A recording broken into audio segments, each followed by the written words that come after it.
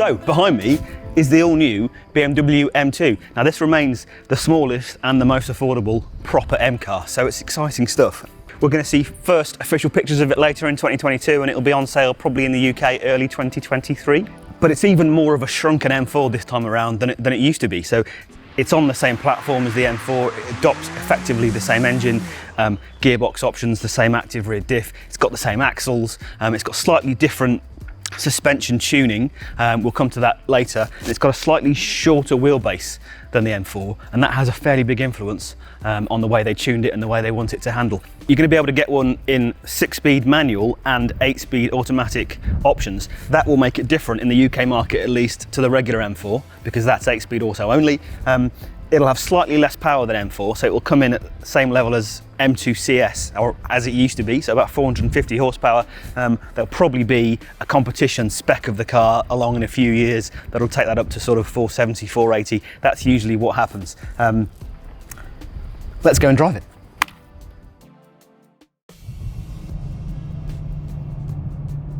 Right then, welcome to the Salzburgering, folks. This is the new BMW M2. So the engineers say they had a key decision to take in the early stage of this car.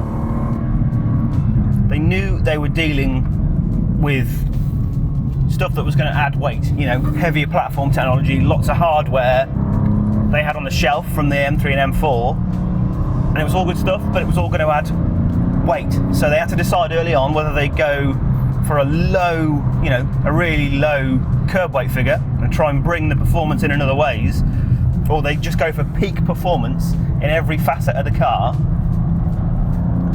and just sort of accept a bit of a compromise on the curb weight. And in the end, that's what they did, because they figure a lighter car might have been better in some ways, but if you just take all of the technology you've got and already developed for the M3 and M4, you know, the engine, the diff hardware, the gearbox, the chassis stiffening measures, the suspension, the axles, all of that, if you just use all of that stuff, it's all proven, it all works, it's all really good, and that will make better performance across the board for this car right off the shelf than you would have if you just decided not to use A, B or C because it's heavy. So this M2 is a wider car than the last one because it's got M3, M4 axles. It's got the same active diff, it's got the same 8-speed gearbox, it's rear drive only. The performance level, the engine, you know, the engine output is basically the same as old M2 CS, so that's about 450 PS, but they've gone for a stiffer spring on the front, slightly softer one on the rear, and different adaptive dampers to sharpen the car's turn in, so it feels more agile. Now, it's still very early days. These are obviously prototypes. You've seen the disguise. BMW is still being a little bit coy about spec. They've said it's basically got an M3, M4 twin turbo straight 6 engine. They've said much of the running gear and the brakes come from the M3, M4 as well. We know plenty about the 2 Series and what that's like. What we don't know is what happens when you take all of that M3, M4 good stuff, mechanical ingredients, and you stick it in this slightly smaller, slightly lighter, and generally a bit more energetic and aggressive sort of car, because that's how smaller M cars have been over the years, isn't it? Sort of energetic, feisty, ready to make up for in spirit perhaps what they lack in stature. It's made very likeable, hasn't it? So we'll see if this goes down the same line.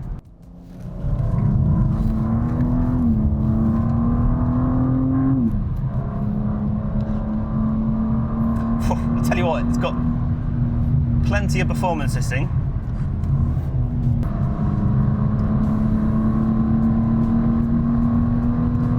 On the face of it, we've got plenty of poke.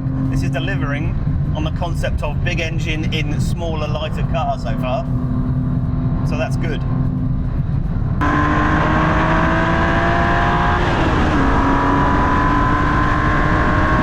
Plenty of high-speed composure here too. Really good damping at big speeds.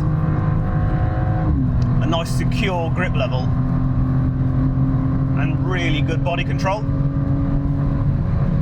mean, we're not hanging about here at all. Some of these corners are fast. Well above 220 kilometers here.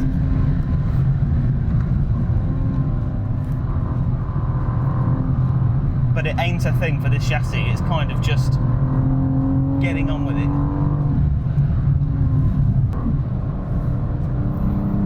Right, now we're in M2, so we've got sportiest powertrain settings. Presumably this car has the same torque vectoring rear diff that BMW's been using for a while in M3 and M4, and that is of course adjustable. It can become more aggressive. But if you just take a nice, smooth, fast line through, it's properly grown up. I mean, the car is locked on and stable and fast. So, that was the Auto. It's a proper bit of kit, quite serious. I'm impressed particularly with the high-speed body control. Really stable, and there are some fast bumps around here, and it just dealt with them better than something a bit firmer like a, you know, an old 1M Coupe or perhaps even the last M2. It just kind of sorted them out. So we'll find out whether the manual is as good in a moment.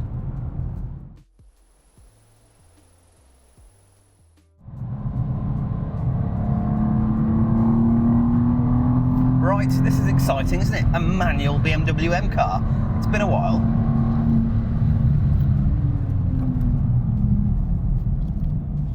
It feels important though. It feels like we need a manual M2 because it's a classic M car type, isn't it? The compact coupe.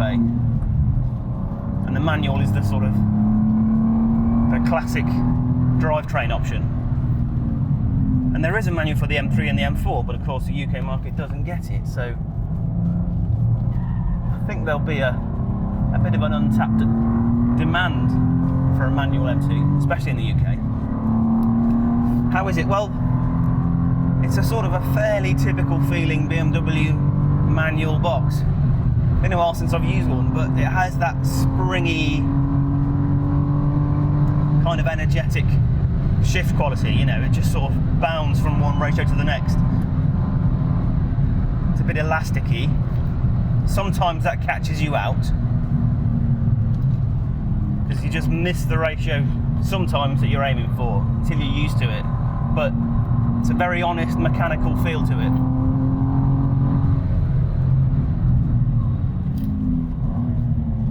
Oh, and I think I just felt an auto blip on the downshift there, which some people like and some people don't, but I have to say I was glad of it on that occasion.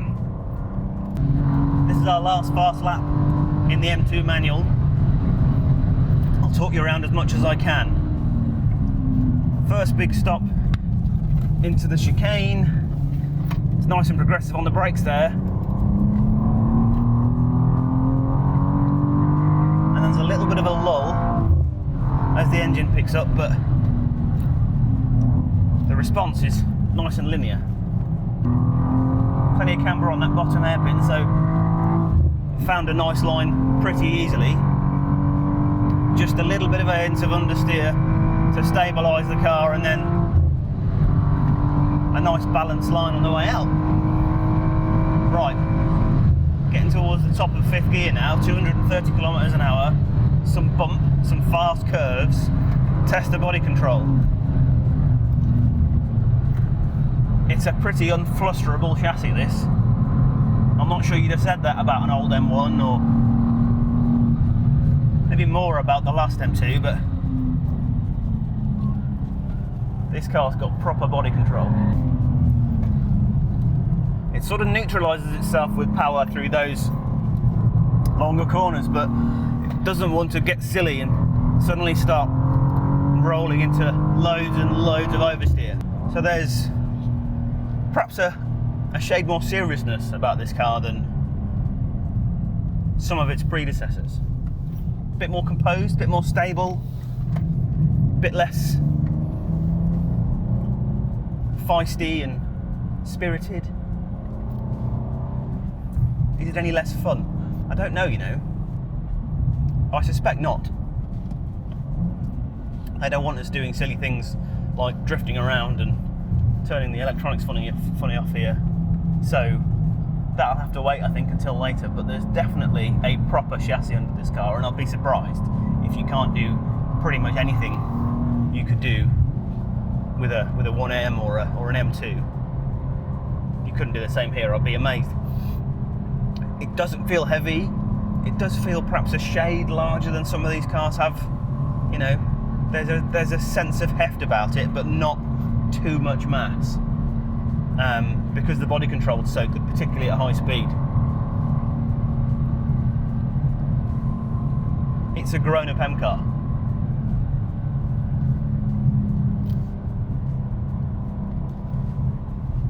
And I dare say it'll be priced like a grown-up M car, won't it? But it's got the performance, it's got all the noise and the technology, it's got the driveline toys, it's got everything it needs to stand next to an M3 and an M4, and you know, it's no half measure.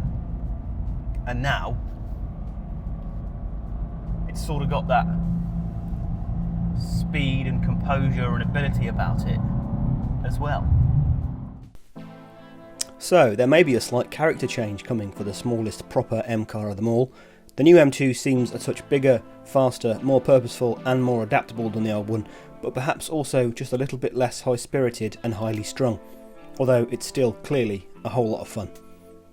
Expect it to be priced at around £60,000 when it appears in UK showrooms in spring 2023, and at which point to both see and hear plenty more about it from us. Until then, thanks for watching. Don't forget to like and subscribe, and we'll see you next time.